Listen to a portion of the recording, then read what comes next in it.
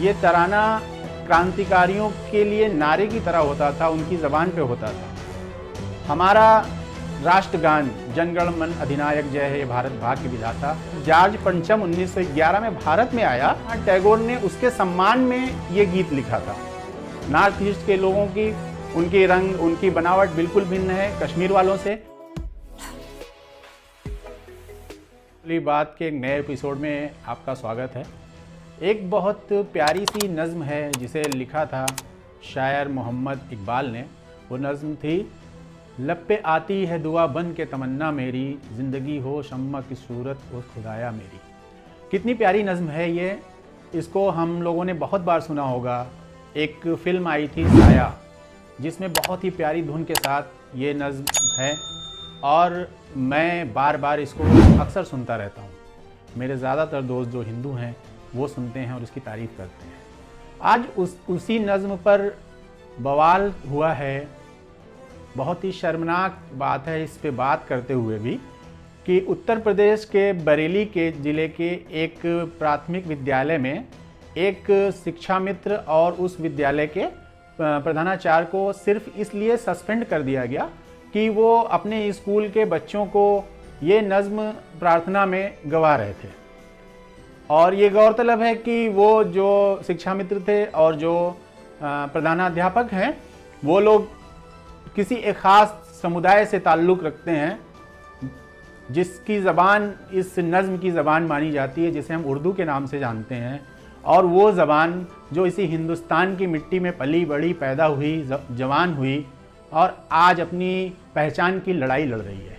कितनी अफसोस की बात है कि ये कितनी प्यारी नज़्म जिसमें एक व्यक्ति अपने अंदर अच्छाइयों को डेवलप करने की बात करता है, उसमें अपने मुल्क के लिए वो क्या कंट्रीब्यूट कर सकता है, उसके लिए अपने ईश्वर से, अपने आराध्य से इस चीज़ की दुआ कर रहा है।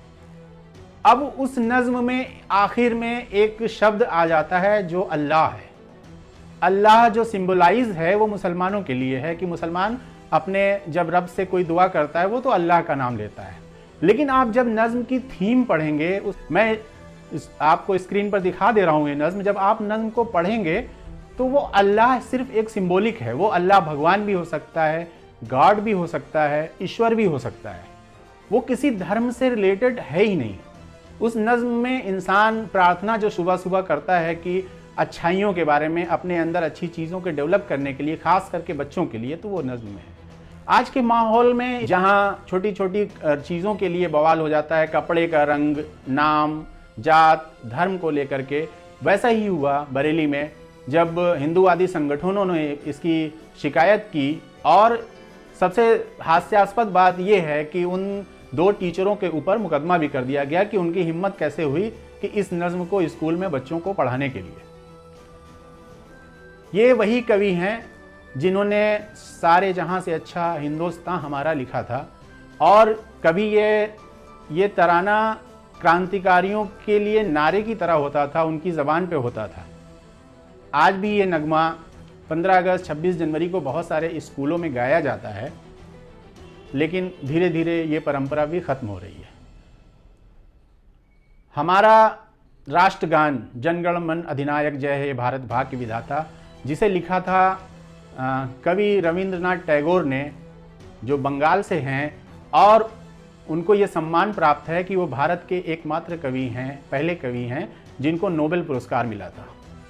जब उन्होंने ये बंगला भाषा में ये रचना की तो इसको कांग्रेस ने अपने अधिवेशन में सन 1911 में पहली बार गवाया था। और आज ये हमारा राष्ट्रगान है और इस पे भी विवाद होता रहता था। कुछ दिन पहले सिनेमा हॉलों में हुआ कि राष्ट्रगान पर खड़े हो जाना चाहिए। राष्ट्रगान बजता है, सम्मान में हम खड़े हो जाते हैं, सभी खड़े होते हैं। लेकिन ये कंपलसरी किया गया कि आप मनोरंजन के लिए सिनेमा देखना जाते हैं तो जनगण मन पे आपको खड़े हो जाना है। लेकिन इस जनगण मन पर भी विवाद हुआ। लोगों का कहना था कि जब जॉर्ज पंचम 1911 में भारत में आया तो ये कवि रविंद्रनाथ टैगोर ने उसके सम्मान में ये गीत लिखा था। हमारा देश एक ऐसा देश है जिसमें हर मौसम है, हर तरह का वातावरण है। यहाँ पर कश्मीर में पहाड़ हैं बर्फ़ से भरे हुए, तो हमारे उत्तर भारत में हरियाले खेत हैं, राजस्थान में रेगिस्तान है, नॉर्थ ईस्ट में चली जाइए, प्रकृति ने अपना पूरा सर्वस्व वहाँ पर न्यौछावर किया हुआ है। कहने का तात्पर्य ये है कि एक ऐसा देश है जहाँ सब कुछ मौजूद है, हर रंग है, इंद्रधनुष का हर रंग है। वैसे ही इंसान है, यहाँ हर रंग के, हर जाति के, हर धर्म के लोग हैं। यहाँ तक कि कलर भी उनके देख लीजिए तो एक हिस्से के एक का व्यक्ति सांवला है तो दूसरे हिस्से का गोरा है, एक हिस्से का नाटा है तो दूसरे तरफ का लंबा है। नॉर्थ ईस्ट के लोगों की उनकी रंग, उनकी बनावट बिल्कुल भिन्न है कश्मीर वालों से। वैसे ही दक्षिण के सांवले रंग के मजबूत लोगों के साथ हमारे उत्तर भारत को अगर मिलाएं तो बिल्कुल अलग अलग है, लेकिन पूरा देश एक सूत्र में बंधा हुआ है। पिछले 8 सालों में इस एकता को कितना छिन्न भिन्न किया गया है हम आज देख सकते हैं। इतने कम सहनशील लोग हो गए हैं कि एक शब्द, एक रंग, एक भाषा के लिए लड़ने, मारने, मरने पर उतारू हो जाते हैं। कुछ दिन पहले फिल्म वाला विवाद हुआ, हम इस पर बात कर चुके हैं। धर्म के नाम पे कि कोई लैंग्वेज, एक ज़बान है, बहुत ही प्यारी, बहुत ही मीठी ज़बान है जिसे उर्दू कहते हैं। इसमें हिंदी नाम वाले भी शायर हुए, उर्दू नाम वाले भी शायर हुए। हमारे पंजाब के सिख भाई जो कि उनकी अभी कुछ सालों पहले तक उनकी एक दूसरी ज़बान उर्दू हुआ करती थी। हम पगड़ीधारी सिख को अक्सर उर्दू अखबार पढ़ते देखते थे।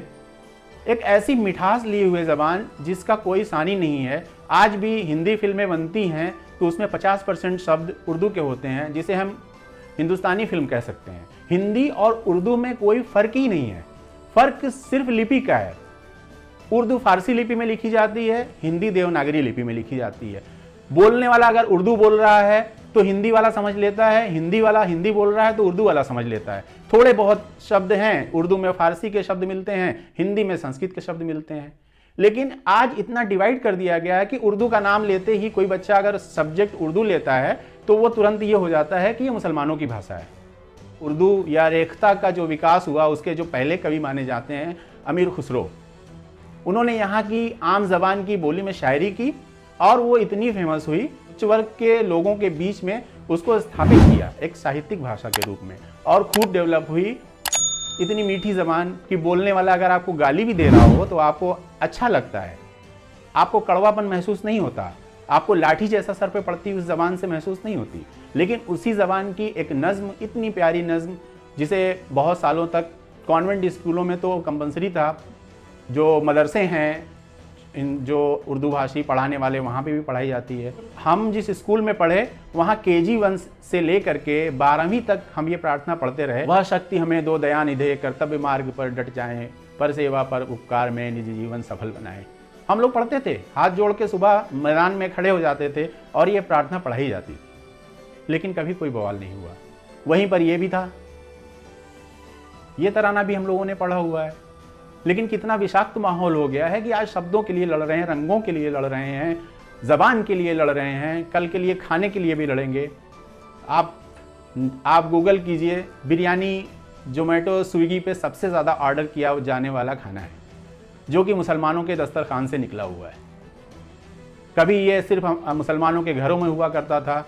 यूट्यूबरों की पब्लिसिटी के ज़रिए ये आज जन जन के डाइनिंग टेबल पर पहुंच चुका है। कल को ये भी हो सकता है कि बिरयानी का बहिष्कार करो, ये मुसलमानों की डिश है। कहाँ जा रहे हैं हम? क्या वाकई हम वहीं जा रहे हैं जो हमारा देश है, जिसके लिए दुनिया में हमारा देश प्रसिद्ध है, या हम उन रास्ते पे जा रहे हैं जिस रास्तों पे चलकर कितने सारे देश खंडहर हो गए? हमारे बगल में हमारा पड़ोसी अफगानिस्तान, पाकिस्तान इसका उदाहरण है, जिन्होंने धर्म की राजनीति की, देश के ऊपर धर्म को लादा, आज वो बर्बाद हो चुके हैं।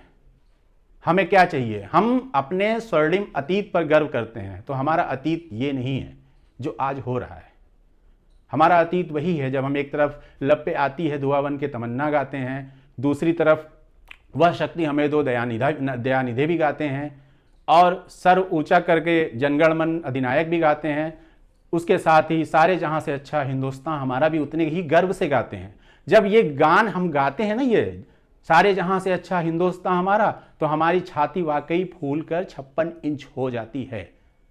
इसके लिए किसी को दबाव दे करके, डंडे से मार करके या उसको जेल भिजवा करके करवाने से नहीं होता। ये तराना कहा गया कि जो अध्यापक ये तराना बच्चों से गवा रहा था वो उनका धर्म परिवर्तन कराना चाहता है। एक साहित्यिक आदमी छोड़िए, एक आम आदमी को ये पूरा पूरी नज़म अगर सुनाई जाए तो वो खुशी से मारे उछल पड़ेगा कि कितनी अच्छी बात कही गई है। लेकिन अफसोस आज कुछ और हो रहा है।